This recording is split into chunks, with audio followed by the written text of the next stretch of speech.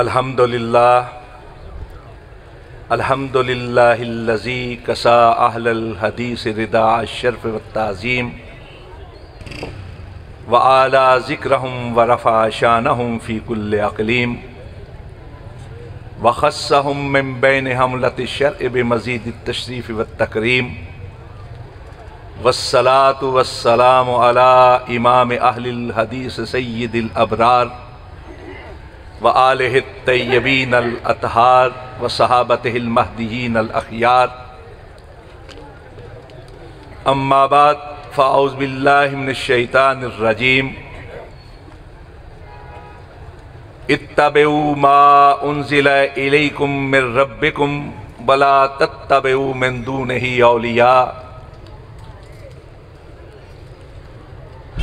ما اہل حدیثیم دغارا نہ شناسیم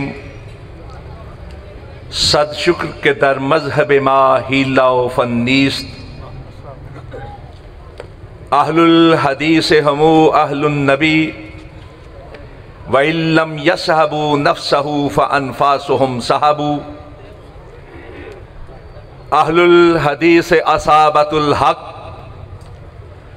فازوا بدعوت سید الخلق ما اہل حدیثیم دغارا نہ شناسیم با قول نبی چونو چرا نہ شناسیم اہل دل اہل نظر اہل خبر اہل حدیث کشور وحدانیت کے تاجور اہل حدیث خضر منزل رہروان صدق و صفا حاملین سنت خیر البشر اہل حدیث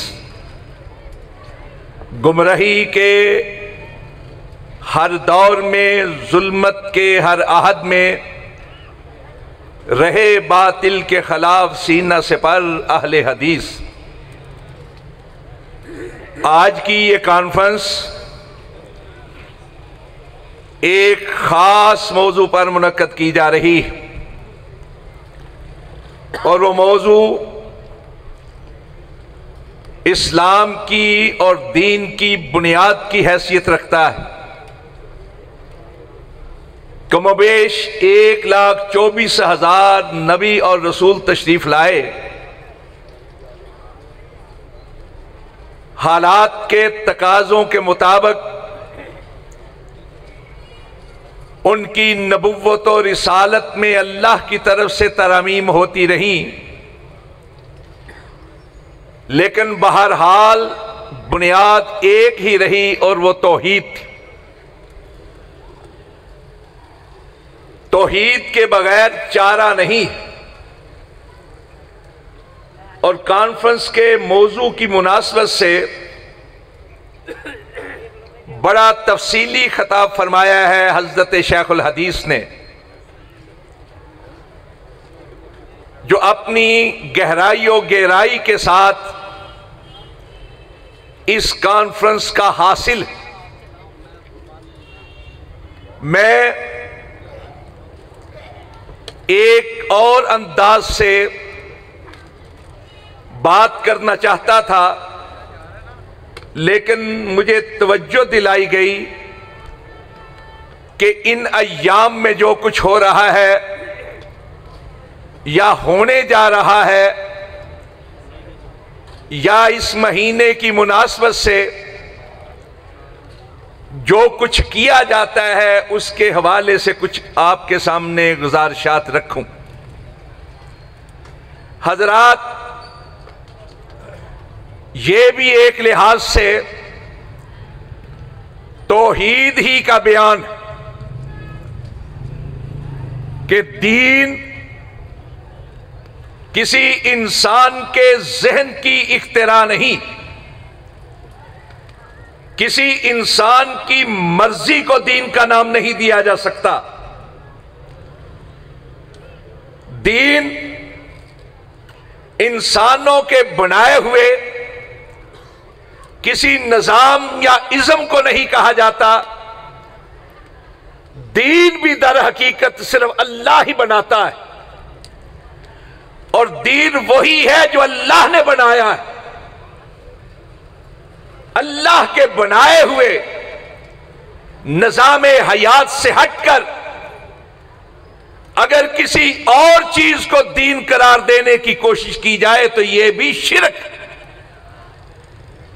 اللہ رب العزت قرآن پاک میں ارشاد فرماتے ام لہم شرکاء شرعوا لہم من الدین ما لم یأذن بہ اللہ، کیا ان لوگوں نے اللہ کے شریک بنا لیے ہیں کہ اس چیز کو شریعت قرار دیتے ہیں، اس چیز کو دین قرار دیتے ہیں جس کا حکم اللہ نے نہیں دیا۔ دین صرف اور صرف اللہ کا بنایا ہوا ہے، اللہ ہی کا بنایا ہوا دین ہے اور کچھ نہیں۔ پیارے رسول صلی اللہ علیہ وسلم رسول تھے، پیغامبر تھے، آپ جو کچھ فرماتے تھے اللہ کا کہا ہوا، اللہ کا بھیجا ہوا فرماتے تھے۔ وَمَا يَنْتِقُ عَنِ الْهَوَىٰ إِنْ هُوَ إِلَّا وَحْيٌ يُوحَىٰ، کہ ہرگز نہ گفتاؤ تا نہ گفت جبریل، جبریل نہ گفت تا نہ گفت کردگار، گفتاؤ گفتہ اللہ بود ولے از حلقوم عبداللہ شود، کہ لوگوں یہ محمد صلی اللہ علیہ وسلم نہیں بول رہے، یہ اللہ موتی رول رہے ہیں، زبان مدینے والے کی ہے، کلام عرش والے کا ہے۔ آپ نے جو کچھ کہا وہی کا دیا ہوا کہا ہے، وہی کا فرمودہ کہا ہے، اپنی طرف سے کسی چیز کو دین قرار نہیں دی۔ رسول اللہ سے بڑھ کر کائنات کے اندر کون ہو سکتا ہے؟ اور آپ نے جو کچھ اللہ نے وحی کے ذریعے سے فرمایا وہی کچھ لوگوں کو پہنچایا ہے، اور کسی بات کو آپ نے چھپایا نہیں، کسی بات کو اپنی حد تک نہیں رکھا، جو دین تھا لوگوں تک پہنچا دیا۔ سورہ مائدہ کی آیت نمبر 67 ارشاد ہوا یا ایھا الرسول بلغ ما انزل الیک من ربک، اے ہمارے رسول صلی اللہ علیہ وسلم جو کچھ تمہارے رب کی طرف سے تمہیں کہا گیا ہے، دیا گیا ہے، لوگوں تک پہنچا دو۔ اس آیت کی تفسیر میں جملہ مفسرین یعنی تمام مفسرین نے تقریباً یہ چیز بیان کی ہے کہ حجۃ الوداع کے موقع پر اللہ کے رسول صلی اللہ علیہ وسلم نے لوگوں سے پوچھا کہ کیا کہتے ہو میری تبلیغ کے حوالے سے، جو مجھے رسالت عطا کی گئی اس کے فرض میں منصبی کی ادائیگی کے حوالے سے، جو مجھے اللہ نے فرمایا تم تک پہنچانے کے حوالے سے تم کیا کہتے ہو؟ تو لوگوں نے بیک زباں کہا نشہد انکا قد بلغتا وادیتا ونصحتا، ہم گواہی دیتے ہیں کہ آپ نے اچھے طریقے سے پہنچا دیا، آپ نے حق ادا کر دیا، آپ نے خیر خواہی کا حق ادا کر دیا۔ کوئی چیز اللہ کے نبی نے اپنے پاس نہیں رکھی، سب کچھ جو اللہ نے فرمایا لوگوں تک پہنچا دیا۔ حضرت ام المومنین حضرت عائشہ صدیقہ صادقہ مصدقہ طیبہ طاہرہ مطہرہ رضی اللہ تعالیٰ عنہ روایت فرماتی کہ سونے نبی نے ارشاد فرمایا ما ترکت شیئا مما امرکم اللہ بہی الا وقد امرتکم بہی ولا شیئا مما نہاکم اللہ عنہ الا وقد نہیتکم عنہ۔ لوگو میں نے کوئی ایسی بات نہیں چھوڑی جس کے کرنے کا رب تمہیں حکم دینا چاہتا اور میں نے تمہیں حکم نہ دیا، اور کوئی ایسی بات نہیں چھوڑی جس سے اللہ منع کرنا چاہتا اور میں نے منع نہ کیا۔ کرنے کے سارے کام بتا دیے، نہ کرنے کے سارے کام بتا دیے۔ اور یہ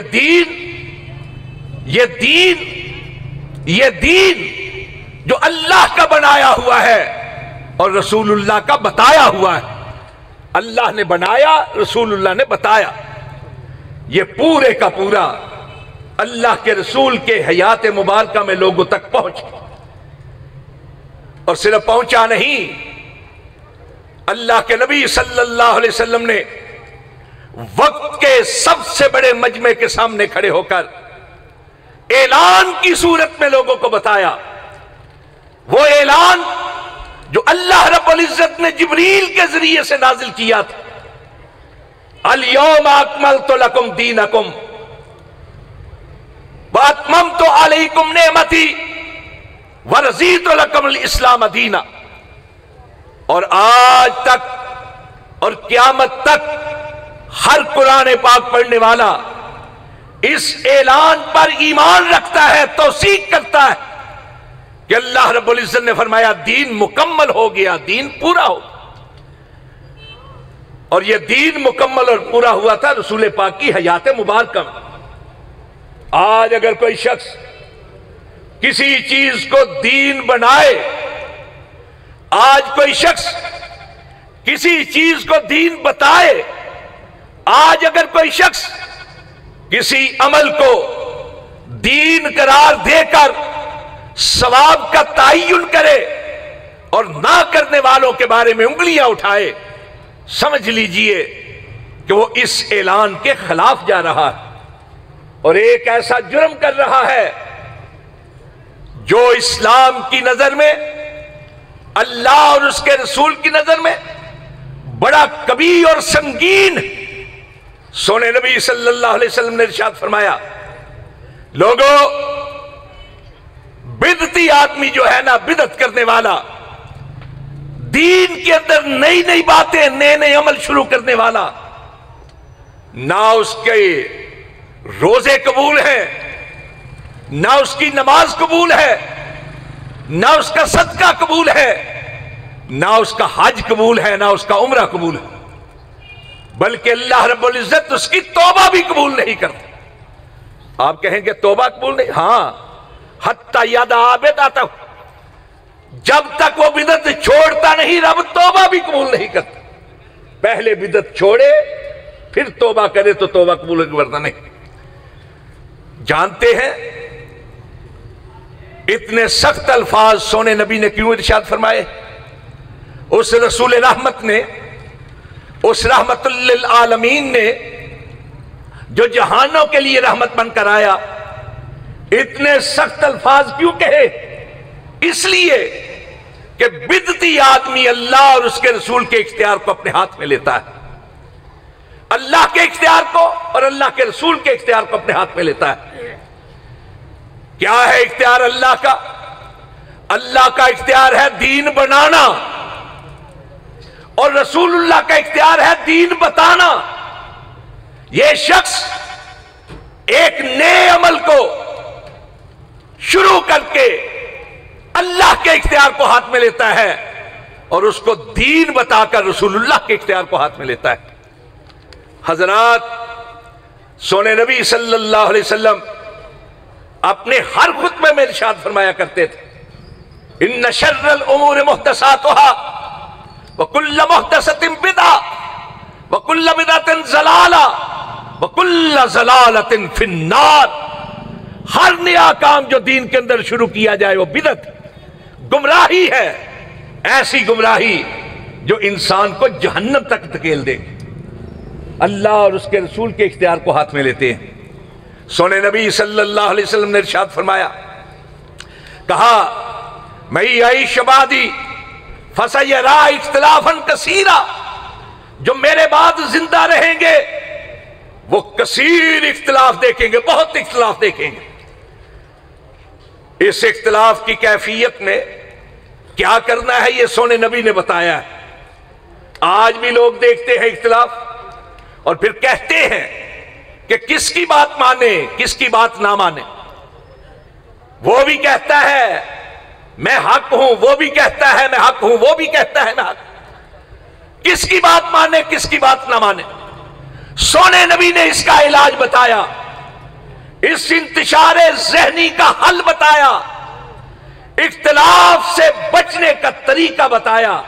کہا علیکم بسنتی وسنت الخلفاء الراشدین والمہدیین. لوگوں، اختلاف سے اگر بچنا ہے تو اس طریقے کو اختیار کرو جو میرا طریقہ ہے اور میرے بعد میرے خلفاء راشدین کا طریقہ ہے. راشد بھی کہا، مہدی بھی کہا، ہدایت والے بھی ہیں، ہدایت یافتہ بھی ہیں اور لوگوں کو ہدایت دینے والے بھی ہیں. خود سیدھے راستے پر ہیں اور لوگوں کو سیدھے راستے کی طرف بلانے والے. سارے اختلافات ختم ہو جائیں گے. جو کام شروع ہو دیکھیں وہ اللہ کے رسول کے ہاتھ تھا، خلفائے راشدین نے کیا. اگر تھا بصر اور چشم قبول کر لیں، اگر نہیں تھا تو اس سے بچ جائیں. فرمایا من احدث فی امرنا ھذا ما لیس منہ فہو رد. ہر وہ کام جو ہمارے ہاں موجود نہیں اگر شروع کیا جائے وہ رد ہے، ردی کی ٹوکری میں پھینک دیا. من عمل عملا فلیس علیہ امرنا فہو رد.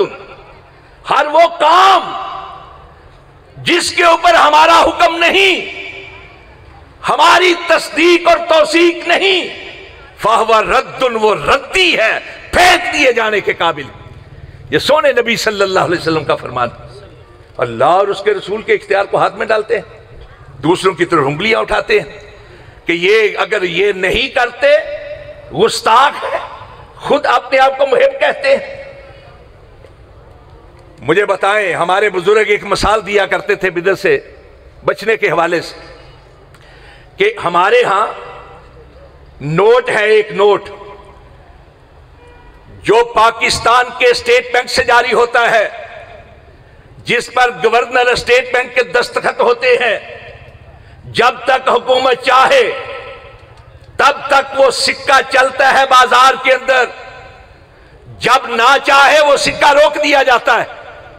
مجھے بتائیں، اگر کوئی شخص حکومت کے جاری کردہ نوٹ سے کاغذ کے ایک ٹکڑے سے بڑا کاغذ لے کر آ جائے یا خوشنما کاغذ لے کر آ جائے یا دیدہ زیب لے کر آ جائے یا زیادہ رنگوں والا جو آنکھوں کو بھلا لگے وہ لے کر آ جائے یا اسی کی طرح کا کوئی جعلی کاغذ کا ٹکڑا نوٹ کے نام پر لے کر آ جائے، کیا وہ بازار کے اندر چل پائے گا؟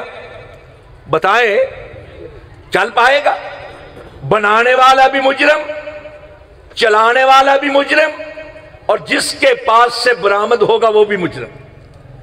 حضرات، دین کے بازار میں وہی سکہ چلے گا جو مدینہ سے جاری ہوا، جس پر مدینے والے کی مہر لگی ہے، اور کوئی سکہ دین کے بازار میں نہیں چل سکتا، کتنا ہی بھلا کیوں نہ ہو، کتنا بھی بہتر کیوں نہ ہو.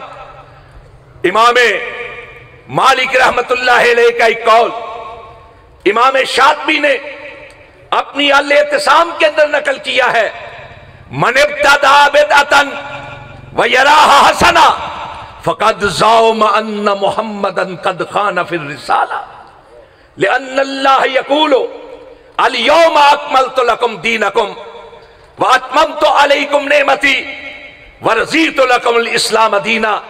کہتے ہیں اگر کوئی شخص بدعت جاری کرے، دین کے اندر نیا کام شروع کرے اور پھر اس کو اچھا بھی سمجھے، گویا خاکم بدہن معاذ اللہ وہ اس بات کا اعلان کر رہا ہے کہ تھا تو یہ دین لیکن رسول اللہ نے اس کو چھپا لیا تھا معاذ اللہ. اس لیے کہ اللہ نے اعلان کیا الیوم اکملت لکم دینکم، کہ دین مکمل ہو گیا ہے، دین پورا ہو گیا ہے. اگر اللہ کے نبی کی حیات مبارکہ میں دین پورا ہو گیا، مکمل ہو گیا، اور اللہ نے اس کا اعلان کر دیا، تو پھر کسی چیز کو دین قرار دینا کیا ہے؟ حضرات، امام مالک کے الفاظ ہیں جو امام شاطبی نے نقل کیے تھے. میں آپ سے پوچھتا ہوں، کیا ہے عقیدہ ختم نبوت؟ کیا ہے ختم نبوت؟ یہی نہ کہ وحی کا وہ سلسلہ جو آسمانوں سے دنیا والوں کے لیے رہنمائی کا کام کرتا تھا، وہ منقطع ہو گیا ہے، بس ہو گیا ہے، ختم ہو گیا ہے. تمت کلمت ربک صدق وعدل. آسمانوں سے جو رہنمائی نازل ہوا کرتی تھی وحی کی صورت میں، وہ بس ہو گئی ہے، بند ہو گئی ہے. ان الرسالۃ والنبوہ قد انقطعت فلا رسول بعدی ولا نبی. سونے نے ارشاد فرمایا، رسالت ختم، نبوت کا سلسلہ ختم، میرے بعد نہ کوئی رسول ہوگا نہ کوئی نبی. دین اللہ بناتا ہے، وحی کے ذریعے سے نازل ہوتا رہا. اب اگر کوئی شخص کسی ایسے کام کو دین قرار دے جو رسول اللہ کے ہاں نہیں ہے صلی اللہ علیہ وسلم، جس پر پیارے مدینے والے کی مہر نہیں لگی ہوئی، گویا وہ اس بات کا اعلان کر رہا ہے کہ وحی کا سلسلہ اب بھی جاری. ختم نبوت کا انکار نہیں تو اور کیا ہے؟ میں نے جو آیہ مبارکہ کا ایک حصہ آپ کے سامنے تلاوت کیا ہے، اتبعوا ما انزل الیکم من ربکم ولا تتبعوا من دونہ اولیاء. اللہ رب العزت فرماتے ہیں، صرف اس چیز کی پیروی کرو، اس چیز کی اتباع کرو جو تمہارے رب کی طرف سے تم پر نازل کی گئی، اس کے علاوہ کسی اور چیز کی پیروی نہیں کرو، اس کے علاوہ کسی اور چیز کی اتباع نہیں کرنی. حضرات، جو آسمانوں سے نازل ہوا ہے صرف اس کو ماننا ہے. اور آسمانوں سے کیا نازل ہوا ہے؟ آسمانوں سے رب کی طرف سے کیا چیز آئی ہے؟ ہماری طرف کیا نازل ہوئی ہے؟ وحی آتی رہی ہے نا. اور وحی کی دو ہی قسمیں ہیں، وحی جلی یا وحی خفی. وحی جلی قرآن پاک کی صورت میں، اور وحی خفی سونے نبی صلی اللہ علیہ وسلم کی احادیث کی صورت. اما عائشہ صدیقہ رضی اللہ عنہا سے ایک سوال کیا، کسی ایک شخص نے نہیں کیا. اگر آپ کتب کا مطالعہ کریں، کئی لوگوں نے سوال کیا، ایک ہی قسم کا سوال، اور اما نے سب کو ایک ہی قسم کا جواب دیا. سوال کیا تھا؟ اما، سونے نبی کے اخلاق کیا تھے؟ آپ کی عادات کیا تھی؟ آپ کی بود و باش کیا تھی؟ آپ کا رہن سہن کیسا تھا؟ آپ کے معاملات کیا تھے؟ آپ کی عبادات کیا تھی؟ کیا تھا آپ کا طرز حیات؟ کیا تھا آپ کا لاہ عمل؟ اماں نے ایک ہی جواب دیا، کیا تم قرآن پاک نہیں پڑھتے؟ کان خلقہ القرآن. اگر قرآن پاک پڑھتے ہو تو جان لو سونے نبی کی زندگی وہی تھی جو قرآن پاک میں. چلتا پھرتا قرآن، قرآن ناطق، قرآن پاک کی مجسم تفسیر، قرآن پاک کی مجسم تفسیر. اگر کسی کی زندگی ہے تو سونے مدینے والے کی زندگی ہے. اور اگر ہم یہ کہیں کہ وحی کی دونوں قسمیں اگر کسی کی ذات پر جا کر یکجا ہو جاتی ہیں تو وہ آمنہ کے لال کی ذات ہے، مدینہ کے تاجدار کی ذات، اس کے علاوہ کسی اور کی ذات نہیں. اس لیے وہی کچھ کرو جو سونے نبی نے فرمایا ہے. کوشش کرو کہ آپ کی پیروی کریں، لیکن آپ سے آگے بڑھنے کی جسارت نہ کی جائے. لا تقدموا بین یدی اللہ ورسولہ. آپ کے پیچھے پیچھے چلیں، اس میں اگر کمی ہے، کوتاہی ہے، اس کو پورا کرنے کی کوشش کریں. خبردار، نبی سے آگے نہیں بڑھنا.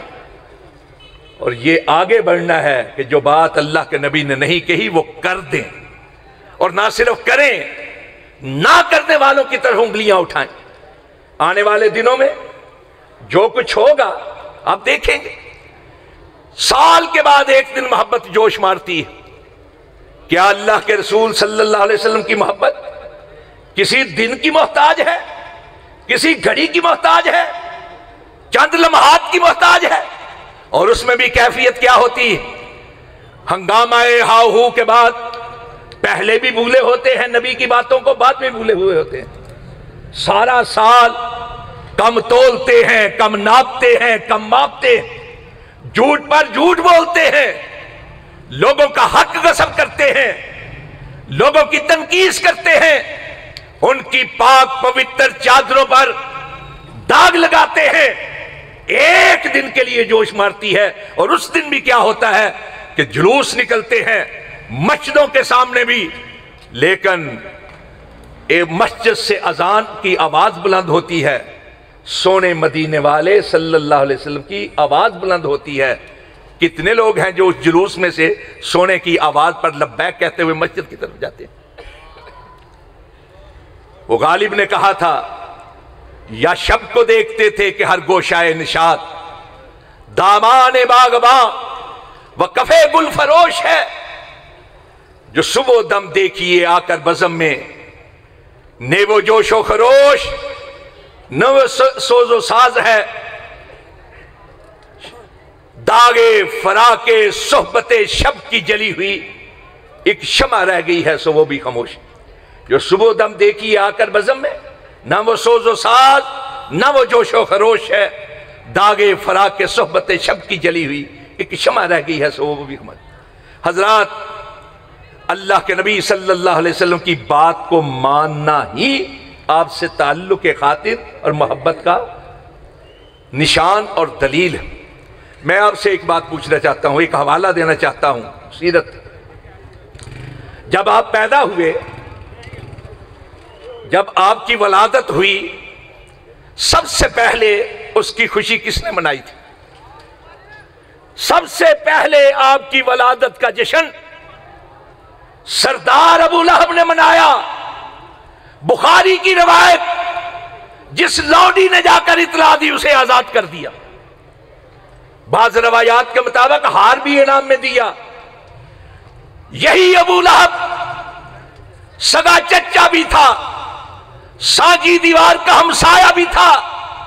40 سال کے بعد جب کوہ صفا پہ کھڑے ہو کر سونے نبی صلی اللہ علیہ وسلم نے کہا قولوا لا الہ الا اللہ، لوگوں کہہ دو معبود صرف ایک ہے، عبادت صرف اللہ کی کرنی ہے، تو یہی چچا تھا جس نے سب سے پہلے سونے نبی کی نبوت اور رسالت کی مخالفت کی تھی. اللہ رب العزت نے اس کی مخالفت کو دیکھا، ولادت کی خوشی کو نہیں دیکھا، اس کی مخالفت کو دیکھا. قرآن پاک میں آیات نازل کی. آج بھی ہر شخص پڑھنے والا کہتا ہے تبت یدا ابی لہب و تب، تبت یدا ابی لہب و تب. ابو لہب تیرا ستیہ ناس ہو جائے، تو تباہ و برباد ہو جائے، تو ہلاک ہو جائے. حضرات، دن منانے سے بات نہیں بنے گی، بات بنے گی تو سونے کی تعلیمات کو اپنانے سے بنے گی. آپ کی ذات کو، آپ کی بات کو حوالہ بنانا پڑے گا اپنی زندگی کے لیے. جب تک آپ کی ذات کے گرد گرد نہیں ہو جاتے، آپ کی بات کو زندگی میں داخل نہیں کرتے، تب تک بات نہیں بننے کی. تو یہ بھی شرک ہے کہ اللہ کے بنائے ہوئے دین کے مقابل کسی اور چیز کو دین قرار دیا جائے. ام لہم شرکاء شرعوا لہم من الدین ما لم یاذن بہ اللہ، ان لوگوں نے اللہ کے شریک بنا لیے ہیں، اس چیز کو دین قرار دیتے ہیں جس کا حکم اللہ نے نہیں دیا. میں پوچھتا ہوں، جس انداز سے، جس گماؤ پھرو سے، جس شور کے ساتھ، جس ولولے کے ساتھ یہ کام کیا جاتا ہے، کیا رسول اللہ کے دور میں تھا؟ کیا خلفائے راشدین کے دور میں تھا؟ کیا صحابہ اکرام کے دور میں تھا؟ بلکہ احادیث کا مطالعہ کر لیں، اس میں تو تاریخ بھی نہیں ہے. صرف ایک دن کی بات ہے، سوموار کی اور اس روز بھی اللہ کے نبی روزہ رکھا کرتے تھے، اللہ کا شکر ادا کیا کرتے، اللہ کے ساتھ اور جڑ جاتے تھے۔ یہ عبد کا جو لفظ ہے، عبد کا لفظ جس کا ہم معنی کرتے ہیں بندہ، عبداللہ اللہ کا بندہ، یہی کرتے ہیں نا۔ لفظ بندہ نہیں ہے، لفظ ہے بندہ، جو اللہ سے بندہ ہو وہ عبداللہ ہوتا ہے۔ اور اللہ کے رسول صلی اللہ علیہ وسلم اللہ کے ساتھ زیادہ بندے ہوئے تھے۔ یہی وجہ ہے کہ معراج کی عظمتیں عطا کرتے ہوئے بھی عبد کا لفظ استعمال کیا ہے۔ سبحان الذی اسری بعبدہ فاوحی الی عبدہ ما اوحی، عبد کا لفظ استعمال کیا ہے۔